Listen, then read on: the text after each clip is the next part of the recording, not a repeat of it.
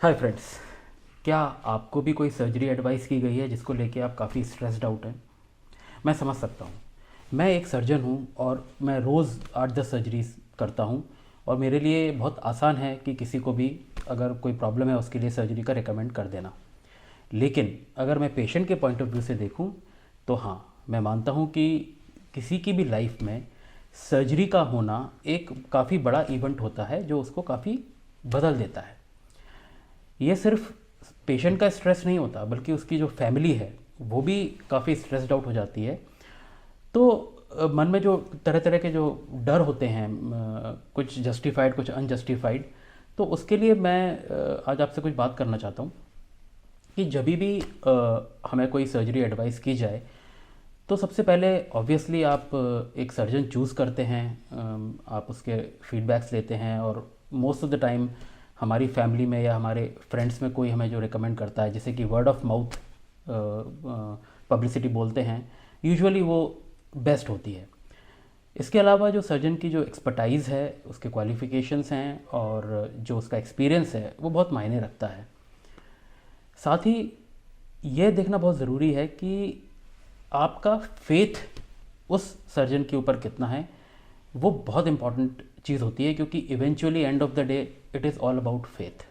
अगर आपको फेथ है तो आपके संग चीज़ें अच्छी ही होंगी, आप ऐसा मान के चलिए। इसके अलावा हम ये जो अपनी सर्जरी है वो किस जगह करा रहे हैं, वो इंफ्रास्ट्रक्चर भी बहुत इंपॉर्टेंट होता है, वहाँ की फैसिलिटीज़, वहाँ का स्टाफ, और साथ ही सबसे इम्पॉर्टेंट चीज़ कि क्या वहाँ पे प्रोटोकॉल्स डेवलप किए गए हैं कि नहीं किए गए हैं। प्रोटोकॉल्स या पाथवे का होना बहुत आवश्यक है सेफ्टी को बढ़ाने के लिए। मैं आज आपसे एक बात करता हूँ। मैं आर्टेमिस हॉस्पिटल में सर्जन हूँ, जहाँ पर हम काफ़ी प्रोटोकॉल्स को फॉलो करके ही ऑपरेशंस करते हैं। साथ ही एक चीज़ होती है जिसे हम बोलते हैं सर्जिकल सेफ्टी चेक लिस्ट या सर्जिकल टाइम आउट। 2003 में जेसीआई यानी कि जॉइंट कमीशन इंटरनेशनल, एक संस्था है अमेरिका की जो हॉस्पिटल्स को अप्रूव करती है या उनको सर्टिफिकेशन देती है सेफ्टी के लिए और बाकी सारी फीचर्स के लिए।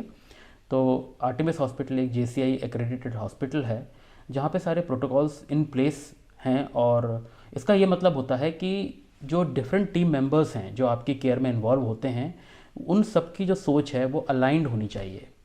There should be certain rules which everybody should follow. इससे हम ओवरऑल पेशेंट की सेफ्टी को काफ़ी हद तक बढ़ा सकते हैं।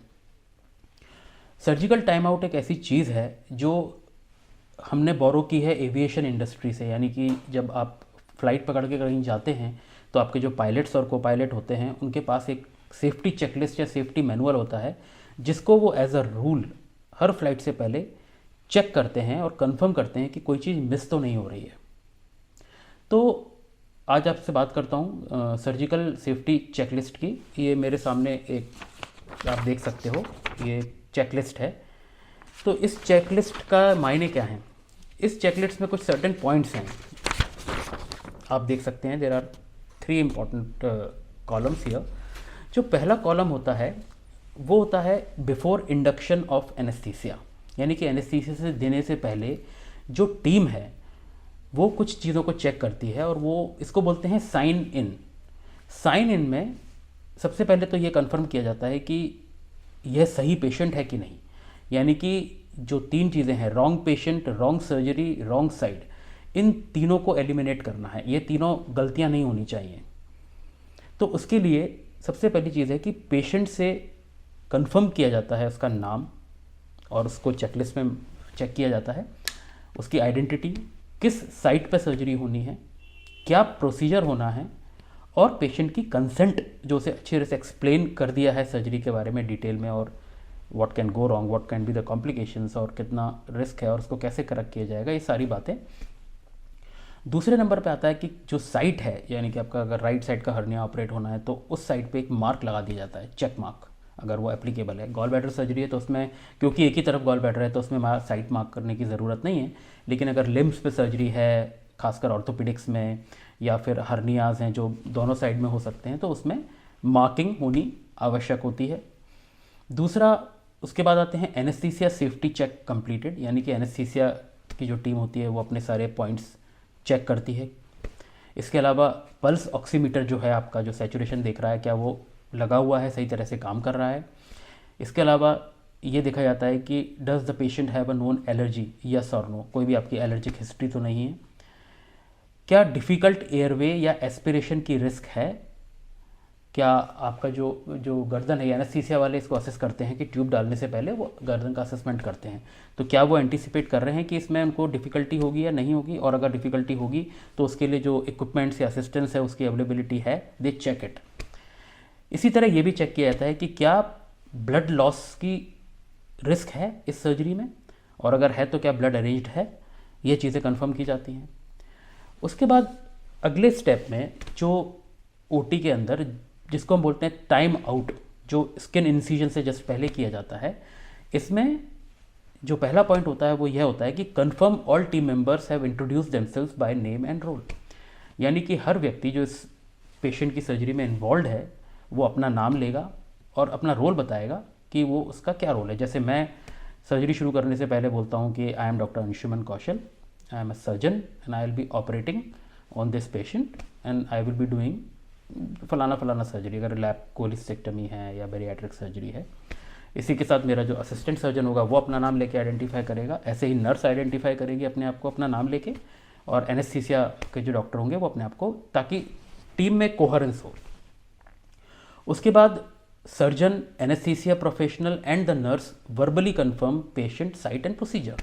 ये एक आपस का इंटरेक्शन है, तीनों सब इन सिंक हैं कि नहीं है, क्या पेशेंट है, क्या साइट है, क्या प्रोसीजर है। उसके बाद अगला जो क्वेश्चन होता है वो होता है anticipated critical events, surgeons review. Surgeon जो है वो एक क्वेश्चन का आंसर देता है जो उससे पूछा जाता है व्हाट आर द क्रिटिकल और unexpected steps, operative duration and anticipated blood loss, जिसका मैं आंसर देता हूँ कि अगर मैं सोच रहा हूँ कि सर्जरी में कोई क्रिटिकल स्टेप्स मैं नहीं एंटिसिपेट कर रहा हूँ तो मैं बोल दूंगा कि no critical steps anticipated. Operative duration अगर गॉल ब्लैडर सर्जरी है तो may be 30 minutes. Anticipated blood loss minimal, अगर ज़्यादा मुझे लगेगा पेशेंट अगर ब्लड थिनर पे है तो मैं बोल सकता हूँ कि I am anticipating blood loss, तो क्या ब्लड अरेंज्ड है कि नहीं। इसके बाद एनेस्थीसिया टीम रिव्यू अपना करती है कि are there any patient specific concern, तो अगर हाँ तो वो इस बात को जोर से बोलते हैं ताकि सबको मालूम पड़ जाए, और उस कंसर्न के लिए बैकअप्स और इंस्ट्रूमेंट्स का या इक्विपमेंट्स का जो भी ज़रूरी प्रोविजंस होते हैं वो कर लिए जाते हैं। Nursing team review, has sterility including indicator results been confirmed, are there any equipment issues और एनी कंसर्न, यानी कि ये चेक किया जाता है कि क्या सारे इंस्ट्रूमेंट्स जो हैं वो स्टरलाइन हैं, उस पर एक सील लगी रहती है जो भी इंस्ट्रूमेंट्स आपकी सर्जरी में यूज़ होते हैं, और उसको दोबारा से कंफर्म किया जाता है। क्या किसी इंस्ट्रूमेंट में कोई इशू है, कुछ खराबी है, तो वो उसी टाइम पे कंफर्म किया जाता है, और अगर है तो उसको रिप्लेस कर दिया जाता है। फिर अगला क्वेश्चन होता है has antibiotic prophylaxis been given within the last 60 minute, yes या नॉट एप्लीकेबल। जो आपकी एंटीबायोटिक है सर्जरी से जस्ट पहले within an hour of the incision दी जानी चाहिए, इसको दोबारा कंफर्म कर लिया जाता है। इस एसेंशियल इमेजिंग डिस्प्लेड, यस या नॉट एप्लीकेबल, क्या इस सर्जरी में किसी तरह की इमेजिंग की आवश्यकता है और क्या वो चीज़ हमारे पास है और काम कर रही है, यस या नो। ये सारी चीज़ें कंफर्म करने से यह रहता है कि हम बीच सर्जरी में कुछ अनएक्सपेक्टेड इवेंट्स एंटिसिपेट अगर कर रहे हैं तो वो इस चीज़ के माध्यम से हम उनको रेक्टिफाई पहले ही कर सकते हैं। फिर तीसरे स्टेप में ये जो साइन आउट का प्रोसेस है, मतलब पहले साइन इन, फिर टाइम आउट और फिर साइन आउट। साइन आउट होता है जब पेशेंट ऑपरेटिंग रूम से निकलता है, यानी कि जब एक्सट्यूबेशन का जो टाइम होता है, सर्जरी कंप्लीट हो जाती है, तब nurse verbally confirms with the team. एक नर्स होती है जो जोर से बोलती है the name of the procedure recorded, फिर से कंफर्म करते हैं that instrument, sponge and needle counts are correct, very important. जो भी इंस्ट्रूमेंट्स हैं, नीडल्स हैं, सामान है, गॉस पीसेज हैं, थ्रेड्स हैं, वो सारे के सारे काउंट्स करेक्ट हैं कि नहीं हैं। यह एक इम्पॉर्टेंट इवेंट होता है जो हम सब सर्जरी खत्म होने के बाद एज अ रूल चेकलिस्ट में देखते हैं। How the specimen is labelled, अगर हमने कुछ निकाला है तो बॉडी से कुछ पार्ट निकाला है जिसको कि हमें बायोप्सी के लिए भेजना है, तो वो स्पेसिमेन एक स्पेशल कंटेनर में जाएगा जिसमें पेशेंट के सारे डिटेल्स, सारे नंबर्स, आइडेंटिफिकेशन पूरा डिटेल में उसको कंफर्म किया जाता है। Whether there are any equipment problems to be addressed, क्या सर्जरी के दौरान कुछ ऐसा हुआ जिसको कि एड्रेस करना पड़ेगा और ताकि वो चीज़ आगे ना हो, वो वहाँ पे रिकॉर्ड किया जाता है। Surgeon, anaesthesia professional and nurses review the key concern for recovery and management of this patients. तो इस पेशेंट के लिए पोस्ट ऑपरेटिव इंस्ट्रक्शंस क्या रहेंगे, कब खाना पीना शुरू करना होगा, क्या दवाइयाँ देनी है, क्या कोई ड्रेन्स हैं, कैथेटर्स हैं, वो सारा जो प्लान होता है पोस्ट ऑपरेटिव नोट्स और एनेस्थीसिया वालों का कि किस तरह से पेशेंट को रिकवरी में रख के शिफ्ट कराया जाएगा, उस पर एक प्लान बनता है। तो ये जो सर्जिकल सेफ्टी चेकलिस्ट है ये फ्रेंड्स बहुत इंपॉर्टेंट है, ये हर हॉस्पिटल में फॉलो नहीं होती। तो मेरे ख्याल से ये एक सबसे इम्पॉर्टेंट चीज़ है जिससे हम एक्स्ट्रा लेयर ऑफ सेफ्टी अपने पेशेंट्स को प्रोवाइड कर सकते हैं।